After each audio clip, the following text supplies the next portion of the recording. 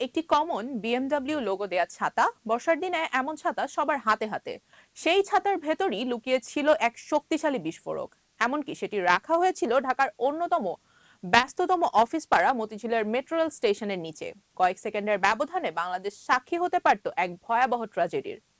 এবার ভাগ্য সহায় ছিল, কিন্তু প্রতিবার কি ভাগ্য আমাদের পক্ষে থাকবে? 24 জুলাই সন্ধ্যায় মতিঝিল মেট্রো রেল স্টেশনের নিচে একটি পরিত্যক্ত ছাতা দেখে স্থানীয়দের সন্দেহ হয়। খবর দেয়া হয় পুলিশকে। পরে ঘটনাস্থলে আসে ঢাকা মহানগর পুলিশের counter terrorism and transnational crime ইউনিটের বোম ডিসপোজাল টিম। পরীক্ষা করে দেখা যায় এটি কোনো সাধারণ ছাতা নয়।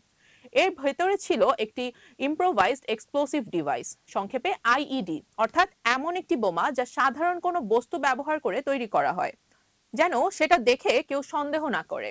আইডি নতুন কোনো ধারণা নয়, বিশ্বজুড়ে সন্ত্রাসী হামলায় খেলনা, ব্যাগ, প্রেসার কুকার, পানির বোতল, মোটরসাইকেল, এমনকি ছাতার মতো নিরীহ জিনিসও বিস্ফোরক লুকানোর মাধ্যম হিসেবে ব্যবহার হয়েছে।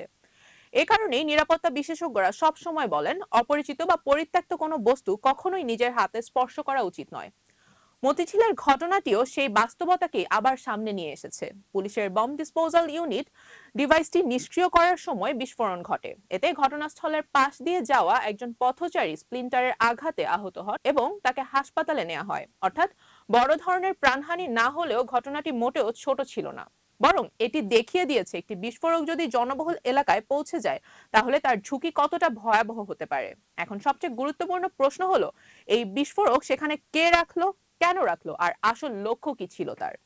এসব প্রশ্নের উত্তর এখনো তদন্তাধীন। বিভিন্ন গণমাধ্যমে সম্ভাব্য উদ্দেশ্য নিয়ে নানা তথ্য প্রকাশিত হয়েছে, তবে আইন শৃঙ্খলা বাহিনী এখনো চূড়ান্তভাবে কিছু নিশ্চিত করেনি। তাই গুজব নয়, তদন্তের ফলাফলের জন্য অপেক্ষা করাই দায়িত্বশীল অবস্থান। তবে এই ঘটনাটি আরেকটি পুরনো স্মৃতি ফিরিয়ে এনেছে। বাংলাদেশ একসময় ধারাবাহিক বোমা হামলার ভয়াবহ সময় পার করেছে। এই শতাব্দীর প্রথম দশকে দেশের বিভিন্ন স্থানে একের পর এক বিস্ফোরণ, জঙ্গিবাদ এবং চরমপন্থী হামলা মানুষের স্বাভাবিক জীবনকে আতঙ্কে রেখেছিল। অনেক বছর ধরে সেই পরিস্থিতি অনেকটাই নিয়ন্ত্রণে ছিল। এরপর হলি আর্টিজান ট্র্যাজেডি। কিন্তু সাম্প্রতিক এই ঘটনা আবারও প্রশ্ন তুলছে, আমরা কি নিরাপত্তার নতুন এক চ্যালেঞ্জের মুখোমুখি, নাকি এটি বিচ্ছিন্ন একটি ঘটনা? এই প্রশ্নের উত্তর দেবে তদন্ত। আজকের পৃথিবীতে নিরাপত্তা শুধু আইন শৃঙ্খলা রক্ষাকারী বাহিনীর দায়িত্ব নয়, জনসচেতনতাও সমান গুরুত্বপূর্ণ। কোনো ব্যাগ, ছাতা, বক্স বা অন্য কোনো বস্তু যদি দীর্ঘ সময় ধরে অরক্ষিত অবস্থায় পড়ে থাকে, তাহলে কৌতূহলবশত সেটি খুলে দেখা নয়, দ্রুত নিরাপদ দূরত্বে সরে গিয়ে পুলিশকে জানানোই সবচেয়ে নিরাপদ সিদ্ধান্ত।